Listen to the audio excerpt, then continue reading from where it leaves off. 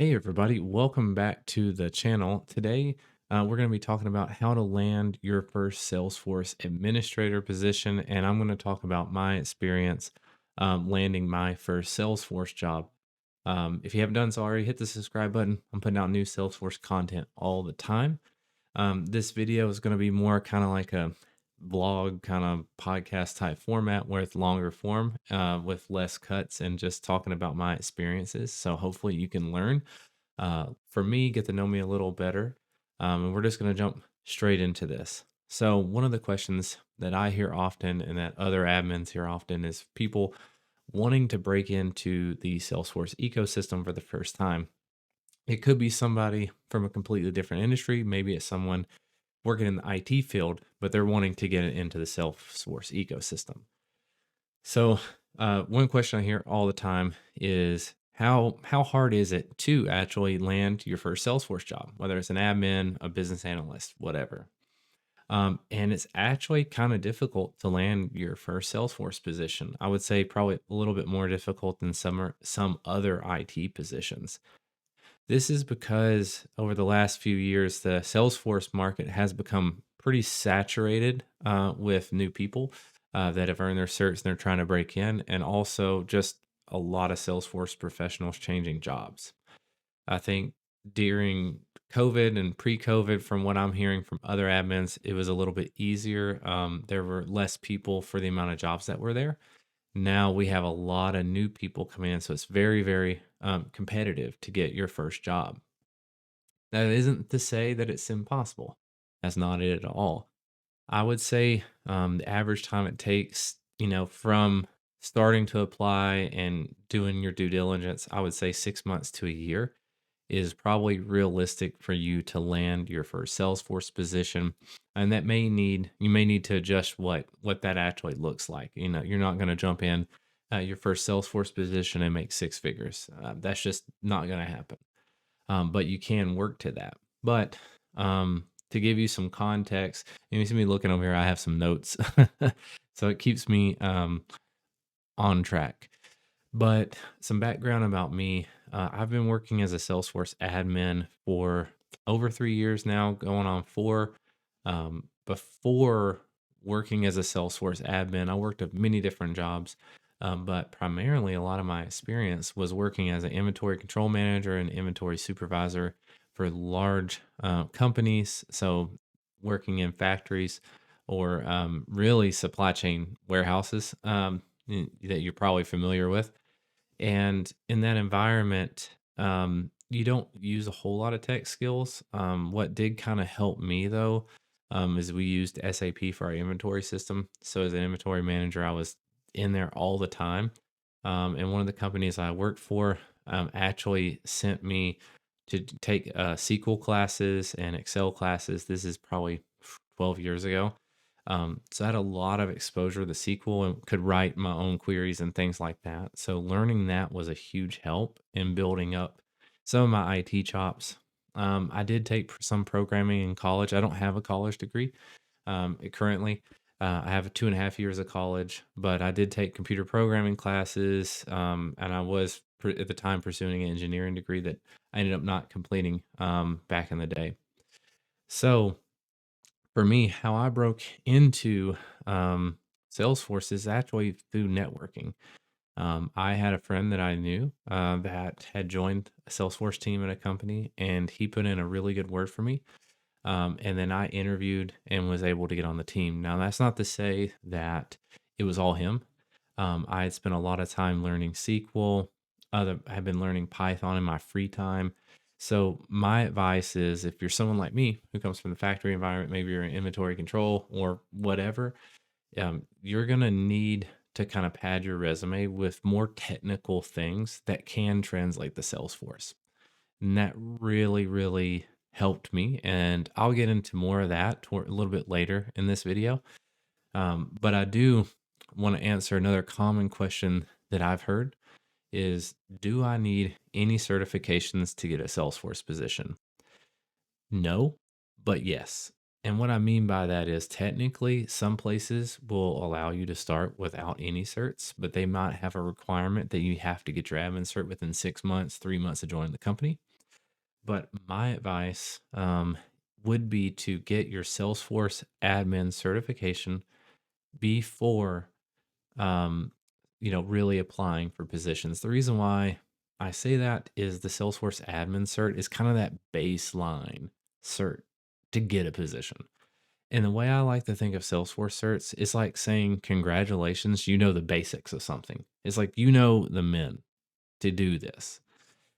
So having that admin cert gives you a little bit of credibility, but there's a lot of Salesforce certs out there. So would it be better to have a 5 or 6 before you jump in? And the answer to that is no. I think that would probably be looked at negatively because you have 5 certs but no experience. So I think the best certs, if you really wanted to grab one, obviously do your admin, and Platform App Builder is another great survey. I think it's slept on. I really like that survey or certification for myself. And then later on, you can get your advanced admin cert because everyone, I think, looks at advanced admin like it's that next step above admin, the regular admin cert. But as far as getting your first position, really just focus on getting your admin cert and then just applying. Other big thing with that, make sure you're doing trailhead projects and you can talk about it. I've been a part of interviews. We're interviewing for like an open position, and it's a new person. It's an entry level position we had open. And I asked them, hey, tell me about one of the trailhead projects you've worked on that you found exciting. And they were not able to tell me anything. That is an opportunity in interviews or, on LinkedIn to talk about something exciting. Maybe you built a really cool screen flow and in your mind it's basic, and maybe the more senior admins might even know that's a basic flow. Most likely they would, but it shows your initiative that you're learning. Maybe you want to tackle a more complex project. Maybe you do have coding experience and you write an Apex class that works. Just be prepared to talk about it and kind of show off that you have some technical ability, which will be super helpful. So, with that being said, what another question is like, what's the starting pay? How much can I expect to start? Like, what kind of money could I start out at? So I looked it up. The average pay in the US for a Salesforce admin is about 98,000 right now. Now, that's the average for admins. So starting out, I think 75,000, 70,000 is a very reasonable salary that you could start at. I know from firsthand experience that's kind of the range you're looking at. As you get more experience under your belt, you can definitely work to that 6-figure mark. That you don't have to work 10 years to get to the 6-figure mark. If you show initiative, get a couple of extra certs, but really show initiative. And remember, you know, as far as salary, a company, like if you can solve a problem for a company, like you go in and just like really streamline their business process, they're more willing to pay you better for that because you become more valuable. So my advice is if once you do get in a Salesforce position, really get in on a niche. If you really love coding, keep pushing that direction. If you love flows, learn as much as you can about flows. Or anything else. Maybe you're experienced in OmniScripts and you want to learn those like Omni Studio stuff. There's stuff for that too. But niching down within Salesforce will help you tremendously. And from my experience, in my first company working as a Salesforce admin, I specialized in flows. No one else on that team really was technical in that aspect. And because of that, it made me very valuable and it helped me propel me into my second Salesforce position that I'm in now. And it definitely paid off lucratively because I had put that hard work in. So that's another recommendation. So this comes to the part of the video that I was talking about before, which was like, what's my advice? And let's just talk about what you could do. So there's a few bullet point items here. One, I would recommend getting your Salesforce admin certification first. Get that underneath your belt. Two, make sure you're doing trailhead projects, not just the trailhead exercises. Like super badges are great and some people might put value on them. I don't necessarily put value in super badges. I don't think they're that valuable. And I think most admins feel the same way. They give you good experience, but I would rather you can Google, there's some really like set projects, or you can use Chat GPT to give you some made up scenario that you need to solve for. But be prepared to talk about it, document it, put screenshots on LinkedIn, talk about a project you're excited about in your sandbox. That's a great way to have something to talk about in the interviews. Another thing I would recommend is kind of padding your resume with other technical things. So even if you're working in a factory like I was, or maybe you are working in some sort of tech field, but like try to get as much as experience doing technical things, whether that's you become really good at Excel and you can write VLOOKUPs or do VLOOKUPs, you can do custom things with that. Learn SQL. SQL's powerful with Salesforce because software language that it uses. So I would recommend that. Another thing you could do is learn a computer programming language with ChatGPT and the other AI tools. You can use that to help teach you how to read different languages and learn to just do some basic coding. Do VS Code. Do that.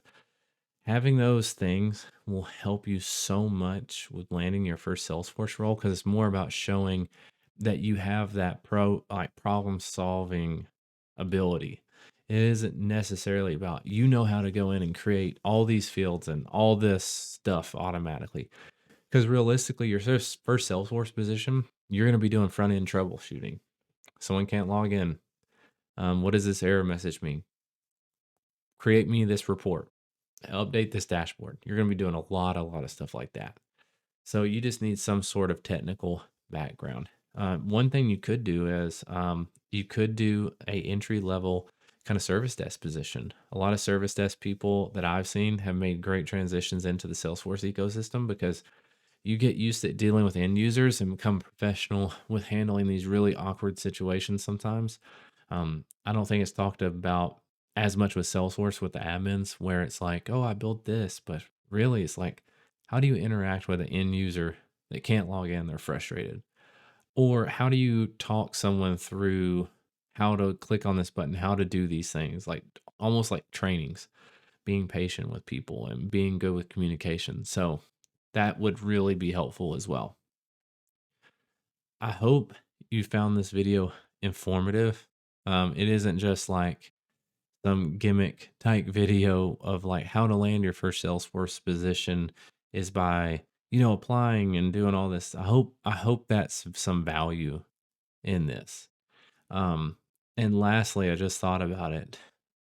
Another great tool is LinkedIn. I know people trash on it, and sometimes it is aggravating because people go on there and just gloat about things.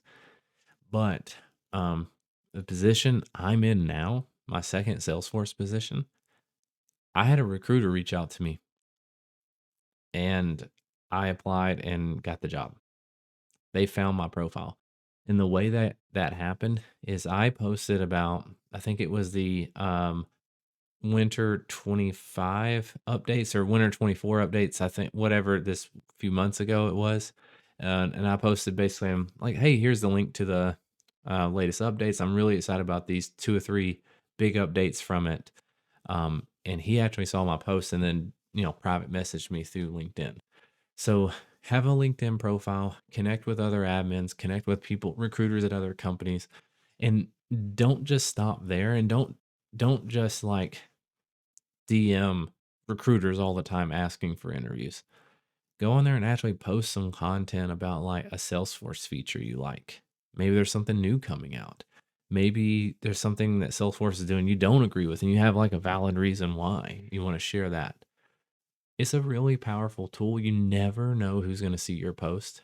I think it's very underrated, and a lot of people kind of put it down a little bit because of what the platform kind of is sometimes. And I completely understand. There's people on there posting stuff they really shouldn't be. So just remember that's a professional platform. You want to put your best foot forward on there, be professional, you know, but it's an underrated tool. So to answer the question, how to land your first Salesforce position, it's going to take 6 months to 12 months just because of how competitive it is. Get your Salesforce Administrator certification. Pad your resume with technical things like programming, problem solving, maybe even a service desk role. And then make sure you're building up your LinkedIn profile with posts about Salesforce, maybe even other programming things, stuff like that, and be interactive on there. Don't just ask. Think about this. Don't just go on there and ask people for things. Try to provide some value to the world, and that will shine well on you. And that could give you the upper hand in an interview because they're going to Google search your name. Remember that the recruiter is gonna look you up on LinkedIn. And if you have been posting some weird stuff or not so awesome things, or maybe you're posting great things and they're like, oh, this person knows what they're talking about. They might not have a Salesforce position yet, but they could. They're ready. So just remember that. If you like this type of video with less editing, me just sitting here talking about things and actually being a little more personal, give it a like. I appreciate that.